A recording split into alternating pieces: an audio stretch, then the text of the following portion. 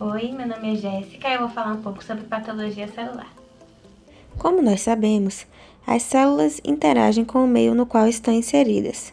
Elas são capazes de lidar com as exigências fisiológicas para manter seu estado de equilíbrio, que é chamado de homeostasia. Estresses fisiológicos mais severos e alguns estímulos patológicos podem desencadear adaptações celulares durante as quais são alcançados novos estados de equilíbrio. Se os limites da resposta de adaptação forem excedidos, ocorre uma sequência de eventos que é chamada de lesão celular. A lesão celular é até certo ponto reversível, mas se o estímulo persistir ou for severo, a célula atinge um ponto em que não há retorno e sofre lesão celular irreversível e, finalmente, morte celular. As principais respostas adaptativas das células são a hiperplasia, hipertrofia e a atrofia. A hiperplasia é o aumento do número de células de um órgão ou tecido, que geralmente resulta em aumento do seu tamanho. Apesar de a hiperplasia e a hipertrofia serem diferentes, normalmente elas acontecem juntas e são desencadeadas pelos mesmos estímulos, como por exemplo o útero gravídico, ocorre hiperplasia e hipertrofia. A hiperplasia ocorre se as células forem capazes de sintetizar DNA e realizar mitose. A hiperplasia pode ser fisiológica ou patológica. Um exemplo de hiperplasia fisiológica é a proliferação do epitélio glandular da mama feminina na puberdade ou na gravidez. Um exemplo de hiperplasia patológica é a hiperplasia prostática benigna. Lembrando que a hiperplasia patológica representa um solo fértil onde a proliferação cancerosa pode finalmente ocorrer. A hipertrofia é um aumento no tamanho das células, resultando em aumento no tamanho do órgão.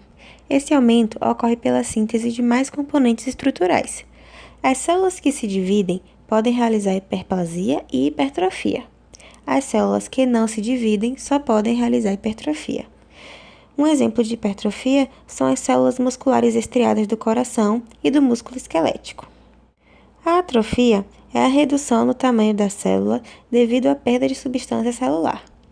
É fisiológica durante o desenvolvimento embrionário, quando algumas estruturas atrofiam ou quando o útero diminui de tamanho após o parto.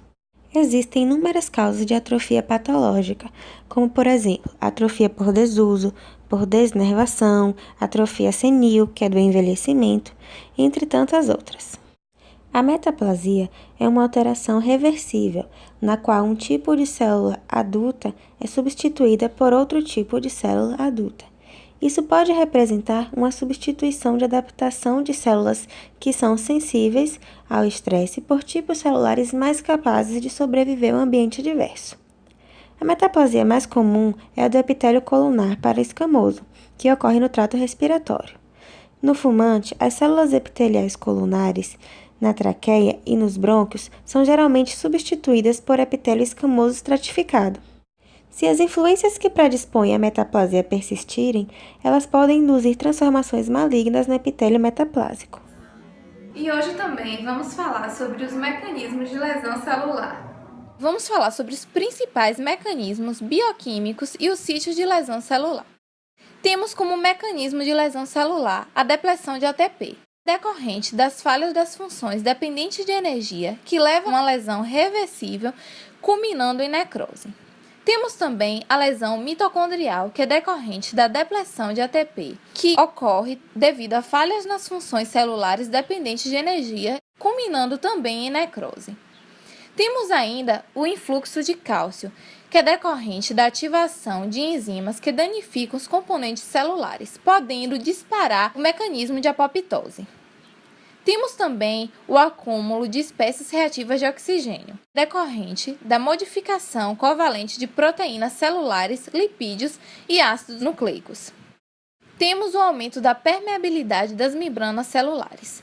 Este, por sua vez, pode afetar as membranas celulares, como plasmática, lisossômicas, mitocondriais e, tipicamente, pode culminar em necrose.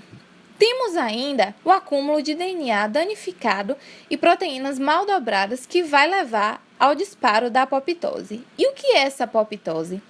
ela é um mecanismo regulado de morte celular que reconhece e elimina células indesejadas e lesadas de modo irreparável com reação mínima ao hospedeiro. A degradação enzimática de proteínas e DNA é iniciada pelas caspases. A apoptose ela é iniciada por duas vias principais, a via mitocondrial, que é intrínseca, e a via do receptor de morte, que é extrínseca. Temos também a autofagia. Ela é a digestão lisossômica dos próprios componentes da célula, mecanismos de sobrevivência em períodos de privação de nutrientes. Desta forma, a célula é privada de alimento, sobrevive ingerindo seu próprio conteúdo e recicla os conteúdos ingeridos, fornecendo nutrientes e energia.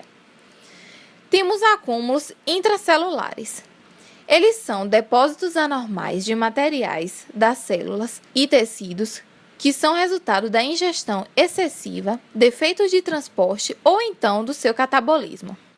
Os acúmulos intracelulares seguem 4 vias principais, sendo a remoção inadequada de substância anormal, acúmulo de substância endógena anormal resultante de defeitos adquiridos ou genéticos, deficiência em degradar metabólitos e acúmulo de substâncias exógenas anormais, como vocês podem ver na imagem. Temos aí os depósitos de lipídios, que vai permitir que ocorra a degeneração gordurosa, ou então depósito de colesterol. Temos também acúmulos de pigmentos, que podem ser por grânulos de lipofuscina em miócitos cardíacos, ou grânulos de hemosiderina em células hepáticas, como vocês podem ver na imagem. Temos ainda a calcificação patológica, que é um processo comum em muitas patologias que vai implicar em depósito anormal de sais de cálcio com pequenas combinações de certas quantidades de ferro, magnésios e demais materiais minerais. Temos as calcificações patológicas, a distrófica, que é depósito de cálcio em áreas de lesão celular e necrose, e a metastática, que é deposição de cálcio em tecidos normais. Temos, por fim, o envelhecimento celular, que é a combinação de lesões celulares que se acumulam. Ocorre também a redução da capacidade de divisão, a senescência replicativa e a redução da habilidade de reparar o DNA lesado.